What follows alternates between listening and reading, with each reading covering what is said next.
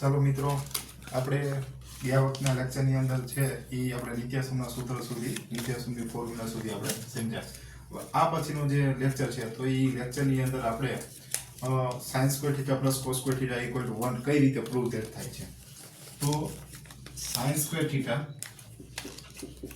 Plus cos square theta equal to 1 આ prove કઈ રીતે થાય છે. તો એના માટે ફોર્મ્યુલા છે, એટલે કે આ રીતે છે A B C. તો આમાંથી sin થીટા એટલે શું થશે?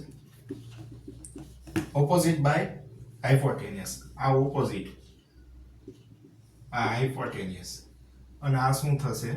એક્સેસેન્ટ. બરોબર છે, એટલે કે પાસેની બાજુ. ઓપોઝિટ બાય હાઇપોટેનિયસ એટલે શું થશે? AB ના છેદમાં BC.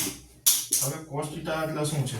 તો કે cos થીટા એટલે કે પાસેની બાજુ છેદમાં, એટલે કે એક્સેસેન્ટ બાય હાઇપોટેનિયસ એટલે કે BC બાય AC.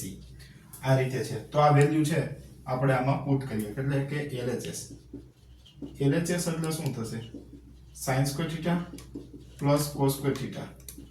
તો sin થીટા ની વેલ્યુ એટલે શું છે? તો sin થીટા એટલે AB ના છેદમાં BC square plus BC by AC નો સ્ક્વેર. બરોબર છે.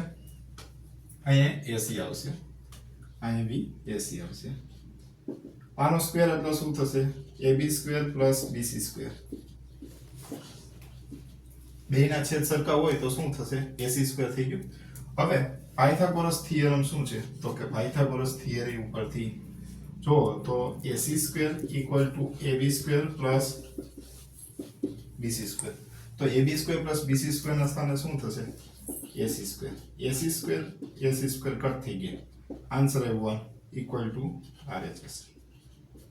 તો મિત્રો આ રીતે છે આપણે એનું સોલ્યુશન છે એ ફાઇન્ડ કરી શકીએ. Okay, thank you.